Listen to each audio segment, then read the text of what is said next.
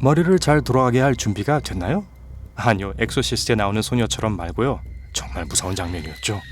어쨌든 과학에서 큰 관심이 되고 있는 주제는 바로 여러분입니다. 정확히 말하자면 여러분의 두뇌입니다. 여러분이 어떤 사람인지를 결정하는 게 바로 두뇌라고 할 수 있습니다. 두뇌는 정말 놀랍습니다. 신체의 통제 시스템이죠. 몸에게 무언가를 하라고 지시하고 심장을 계속 뛰도록 하는 것도 바로 두뇌입니다. 하지만 우리가 두뇌 전체를 사용하지 않고 있다는 사실도 알고 계셨나요? 어쨌든 항상 두뇌 전체를 사용하진 않아요. 과학자들, 특히 두뇌를 연구하는 신경과 전문의들은 두뇌 기능에 대해 이야기하는 것을 좋아합니다. 신기하게도 할리우드도 마찬가지죠. 우리가 두뇌의 얼마나 많은 부분을 사용하는가에 관한 의문은 영화와 TV쇼에서도 인기 있는 주제죠. 우주의 마법사에 나온 허수아비가 내게 두뇌가 있었다면 머리를 긁적이며 열심히 생각할 수 있을 텐데 하던 게 생각나네요. 우리의 뇌는 많은 일을 하고 있지만 만약 두뇌 능력의 전체를 사용할 수 있다면 어떨까요? 그리고 왜 이런 의문은 다양한 연구 분야에 걸쳐 언급되는 걸까요? 이 문제는 의학, 교육, 대중문화에서도 논의되고 있습니다. 도대체 어떤 점이 그렇게 흥미로운 걸까요? 자, 이제 새로운 질문으로 우리의 궁금증 해결을 시작해 봅시다. 실제로 우리는 두뇌에 얼마를 사용하고 있을까요? 흔히 말하는 10% 가설 말고요. 이 가설은 많은 연구와 사이언티픽 아메리칸지에서 신경학자 베리 고든이 틀렸다는 것을 밝힌 바 있습니다. 이 10% 가설은 영화와 다른 미디어에서 너무 많은 신뢰를 받아왔기 때문에 대부분의 사람들은 그것이 사실이라고 믿기 시작했어요. 두뇌의 대부분은 항상 활동적인 것으로 밝혀졌는데요. 모든 부분이 동시에 100% 작동하는 것은 아닙니다. 우리가 잠을 잘 때도 마찬가지예요.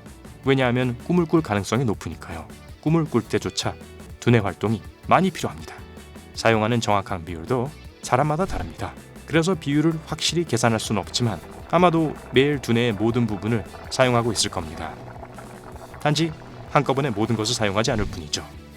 그럼 이제 뇌의 기본적인 부분과 기능을 살펴볼까요? 세 개의 주요 부분으로 나눠볼 수 있습니다. 대뇌, 소뇌, 그리고 뇌줄기입니다. 걷기, 운동하기, 눈 깜빡임과 같은 신체적인 기능 외에도 뇌는 우리가 생각조차 하지 않은 기능까지 통제합니다. 예를 들어 심장 박동이 피를 펌프질하게 하고 배가 숨을 쉴 수 있게 하고 소화 시스템을 작동시켜 음식으로부터 영양분을 얻을 수 있게 합니다. 무엇보다도 뇌는 우리가 생각을 하고 감정을 느끼고 기억을 가질 수 있도록 해줍니다. 게다가 뇌는 오감을 사용하여 수집한 모든 정보를 저장할 수 있습니다. 시각, 후각, 촉각, 미각, 청각 아시죠? 그래서 할머니가 만들어주셨던 맛있는 음식의 맛을 기억할 수 있는 겁니다. 아하, 맛있겠다. 대부분의 고급 기능, 그러니까 감정과 오감이 수집한 정보를 처리하는 것 같은 일들은 대뇌에서 일어납니다. 대뇌는 뇌의 가장 큰 부분이고 좌뇌와 우뇌를 포함합니다.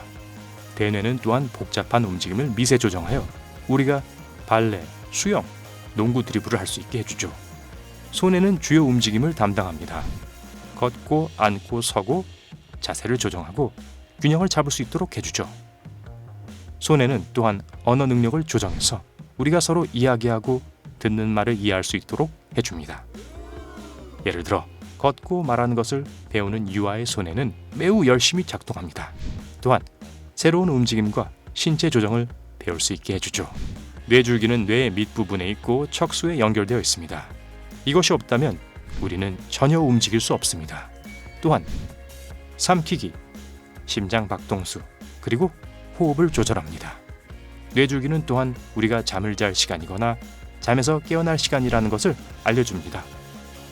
정말 하는 일이 많네요. 그렇다면 이 두뇌 사용량에 대한 해답은 어디에서 찾아볼 수 있을까요? 기억하세요. 우리는 항상 두뇌의 대부분을 사용하지만 항상 모든 부분을 사용하는 것은 아니라는 점을요. 수면은 이 개념의 좋은 예로 쉽게 설명하자면 이렇습니다. 우리는 잠을 잘 때 뇌줄기를 사용합니다. 뇌줄기가 우리를 잠들게 하고 잠든 상태를 유지하도록 해줍니다. 잠을 잘 때 대뇌도 사용하게 될 거예요. 꿈을 꿀 수 있도록 말이죠. 하지만 잠을 잘 때 말을 하거나 많이 움직이지 않기 때문에 소뇌를 많이 사용하지는 않을 거예요. 물론 몽유병이 없다면 말이죠. 이 주제는 별도의 비디오에서 다루기로 하자고요. 만약 우리가 두뇌 기능의 100%를 항상 사용한다면 어떨까요? 영화에서처럼 사물을 움직이고 사람들의 생각을 들을 수 있을까요? 죄송하지만 그런 일은 없습니다. 우선 우리는 매우 피곤해질 거예요.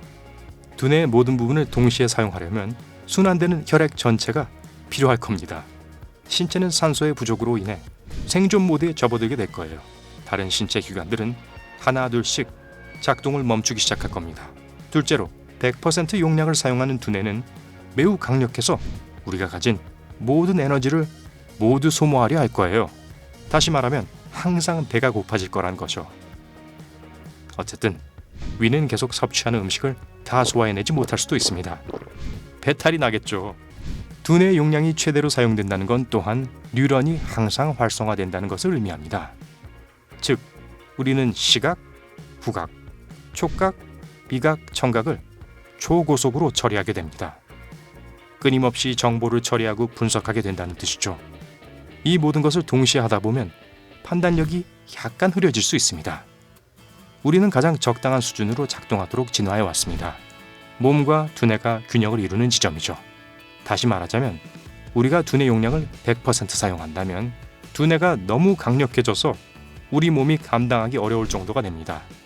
두뇌를 100% 사용하는 것은 현재로서는 불가능합니다. 육체적으로나 정신적으로나 과학적으로나 말이죠. 진화적인 목적이 없습니다. 좀 실망하셨다면 미안합니다. 하지만 미래의 과학이나 진화가 어떻게 진행될지 누가 알겠어요? 우리의 두뇌와 신체는 동시에 작용하기 때문에 두뇌와 신체 모두의 잠재력이 최대로 동시에 발휘되도록 할 수 있습니다. 여러분의 몸을 개선하고 싶나요? 운동을 시작하고 건강한 식단을 따르세요. 두뇌의 능력을 키우고 싶다고요? 퍼즐을 풀고 독서를 더 많이 하고 숫자 퍼즐 같은 도전이 될 만한 활동을 하세요. 어떤 사람들은 인간이 자신의 잠재력을 충분히 발휘하지 못하고 있다고 생각하지만 그건 사실이 아닙니다. 만약 그 말이 맞다면 과학과 기술의 놀라운 발전은 없었을 겁니다. 우리가 현재 보유하고 있는 의료기술도 없었을 거예요. 그리고 두뇌의 학습 능력은 좀 다릅니다. 우리가 일생 동안 얼마나 많이 배울 수 있는지는 두뇌의 저장 능력에 의해 제한되지 않습니다. 두뇌의 저장 능력이 무한하진 않지만 우리의 학습 능력은 주의력 범위, 수면 부족, 그리고 특정 연령대에 도달했는지 여부에 의해 제한됩니다. 제 경우에는 게으름에 의해 제한되는 경우가 더 많죠. 하지만 이 문제는 별도로 다뤄볼 만한 주제일 거예요. 우리의 두뇌와 신체는 우리가 주는 것을 얻고 주지 않는 것을 잃을 뿐입니다. 여러분은 어때요? 두뇌에 대한 잘못된 믿음이나 흥미로운 사실을 알고 있나요? 그렇다면 아래 댓글로 알려주세요. 그리고 이 비디오가 두뇌 운동에 도움이 되었다면 좋아요를 주고 친구와 공유하세요. 그리고 아직 가지 마세요. 두뇌 발달에 도움이 될 만한 2,000개 이상의 비디오가 있습니다. 왼쪽 또는 오른쪽 비디오를 선택하시고 즐기세요. 삶의 밝은 면에 머무르세요.